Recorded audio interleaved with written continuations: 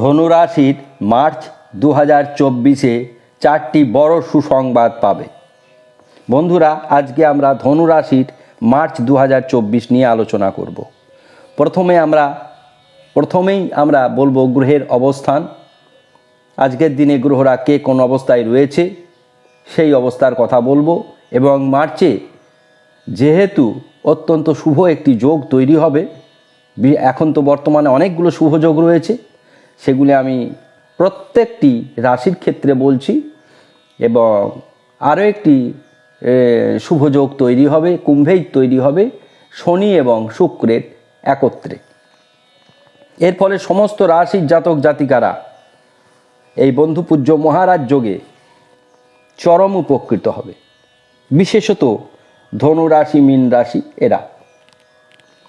কারণ শনির সঙ্গে কিন্তু বৃহস্পতির সম্পর্ক শত্রুতা নয়। এবার আমরা 4টে যে সুসংবাদ পেতে চলেছে কেন, তার আগে আমরা গ্রহের অবস্থান বলছি। মেষ রাশিতে বৃহস্পতি রয়েছে, চন্দ্রকেতু রয়েছে কন্যা রাশিতে, মকরে রয়েছে মঙ্গল শুক্র, কুম্ভে রয়েছে শনি বুধ রবি, রাহু রয়েছে মীন রাশিতে। এবার রাহু মীন রাশিতে রয়েছে। রাহু কিন্তু আজকের দিনে 24 ডিগ্রিতে রয়েছে, 23 ডিগ্রি 36 মিনিট, প্রায় 24 ডিগ্রি রেবতী নক্ষত্রে। অর্থাৎ রাহুর ক্ষমতা হ্রাস পেতে চলেছে। যত অধিক ডিগ্রি হবে তত ক্ষমতা হ্রাস পাবে, যত কম ডিগ্রি হবে ততও কিন্তু ক্ষমতা হ্রাস পাবে। ঠিক 10 থেকে 20-22-এর মধ্যে, 15 থেকে 20-22-এর মধ্যে থাকলে তখন ক্ষমতা বৃদ্ধি পায়। এবার একাধিক রাজযোগ, একাধিক শুভ রাজযোগ তৈরি হয়েছে। কি ধরনের রাজযোগ তৈরি হয়েছে? কুম্ভে রবি শনি মহাশক্তি অমৃত যোগ তৈরি করেছে, কুম্ভে বুধাদিত্য যোগ তৈরি হয়েছে, এবং চন্দ্রকেতু একত্রে কন্যা রাশিতে কিছুটা মান সম্মান ক্ষতিগ্রস্ত করলেও চন্দ্র এবং কেতু একত্রে দুজন মিলে যখন রাহু ক্ষমতা হ্রাস হয় সেই অবস্থায় থাকলে এরা কিন্তু শুভ ফল প্রদান করে। অর্থাৎ সব ক্ষেত্রে কিন্তু আমরা ভালো মন্দ দিকগুলি বলে যাচ্ছি। কোন কোন ক্ষেত্রে 4টি শুভ সংবাদ পেতে চলেছে? জ্যোতিষশাস্ত্র এত সুন্দর একটি সূক্ষ্ম। হয়তো কখনো দেখা যাবে কোনো গ্রহ খুব খারাপ অবস্থায় রয়েছে, দেখে মনে হবে জন্মকুণ্ডলিতে বোধহয় সব শেষ হয়ে গেল। তা কিন্তু নয়। দেখতে হবে ও কত ডিগ্রিতে আছে, কোন নক্ষত্রে আছে, নক্ষত্রের কত পদে আছে, মানে ভীষণ সূক্ষ্ম বিচার। একই সময়ে জন্মগ্রহণ করেছে, দুটো জন্মকুণ্ডলী, নক্ষত্র, রাশি, লগ্ন সব এক, কিন্তু একজনের কর্মজীবন একরকম আর একজনের কর্মজীবন একরকম। অর্থাৎ ওই 2-4 মিনিট 5 মিনিটের পার্থক্যের জন্য বিশাল কিন্তু পরিবর্তন ঘটতে পারে।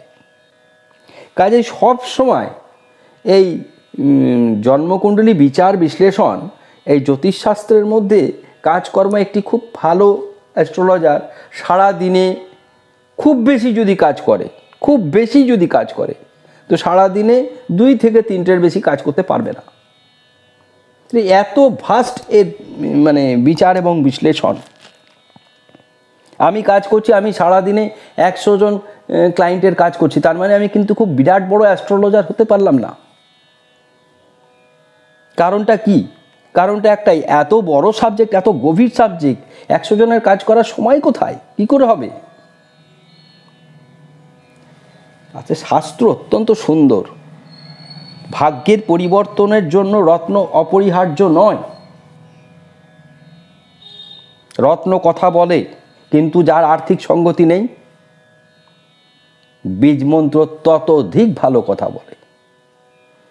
পূজা পার্বণে অত্যন্ত শুভ ফল হয়, কিন্তু সেটা খুব সুন্দর বৈদিক নিয়ম অনুসারে হতে পারে। শাস্ত্রের মধ্যে অত্যন্ত সুন্দর গভীরতা রয়েছে, পুরোপুরি বিজ্ঞান ভিত্তিক বিষয়। সামান্য একটি date of birth, birth time, birth place, এইটুকু নিয়ে একটি মানুষের চরিত্র থেকে, কর্ম থেকে, শারীরিক অসুবিধা থেকে শুরু করে সব কিছু বলা সম্ভব। তাহলে কত বড় বিজ্ঞান! ভালো করে বিচার বিবেচনা করে দেখবেন। আমরা এগুলো কেন বলছি তার পেছনে তো কারণ আছে বলেই বলতে হচ্ছে। শাস্ত্রটাকে আস্তে আস্তে এত নিচু স্তরের জায়গায় নেমে যাচ্ছে নিজেদের কর্মপদ্ধতি ভুলের জন্য, তো সুতরাং এটা বড় দুর্ভাগ্যের বিষয়। যে 4টি বিষয়ে অত্যন্ত শুভ ফল পেতে চলেছে ধনুরাশির জাতক জাতিকারা মার্চ 2024-এ, তার মধ্যে প্রথম হচ্ছে আর্থিক, দ্বিতীয় হচ্ছে কর্ম, তৃতীয় হচ্ছে পারিবারিক শান্তি বৃদ্ধি পাবে, চতুর্থত শিক্ষাক্ষেত্রে অগ্রগতি লক্ষ্য করা যাচ্ছে। অশুভ ফল থাকবে, শুভ ফল যেমন আছে অশুভ থাকবে। অশুভ থেকে সচেতন হতে হবে, মানসিক দুশ্চিন্তা বৃদ্ধি পাবে, অপযশ হওয়ার সম্ভাবনা প্রবল, বিতর্ক থেকে সাবধান থাকবেন।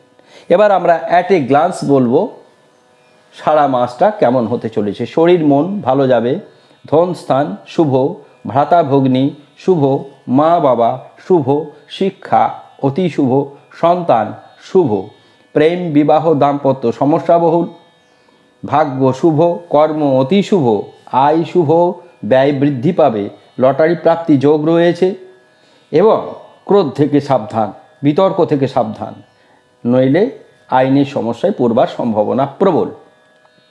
নেশাদ্রব্য সেবন থেকে যত বিরত থাকেন তত ভালো। রাহু আপনাদের জীবনকে অনেকটা গুছিয়ে দেবে।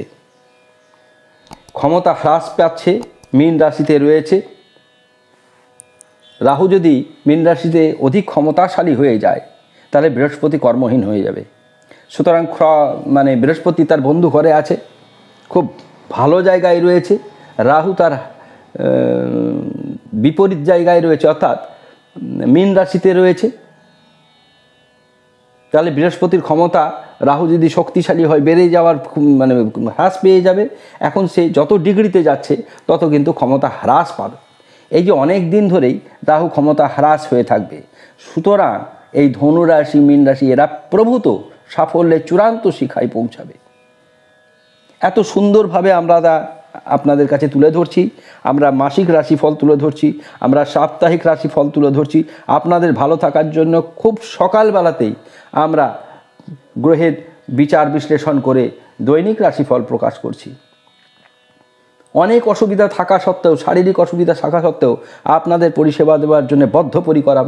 আমরা সঠিক সময়ে সমস্ত জিনিসগুলো তুলে ধরছি। যখন যে গ্রহের যোগ আসছে তার ভালোটা দিয়ে তুলে ধরছি, সেখান থেকে সাবধান হওয়ার কথা বলে দিচ্ছি, টোটকা আকারে শর্ট ভিডিও দিচ্ছি।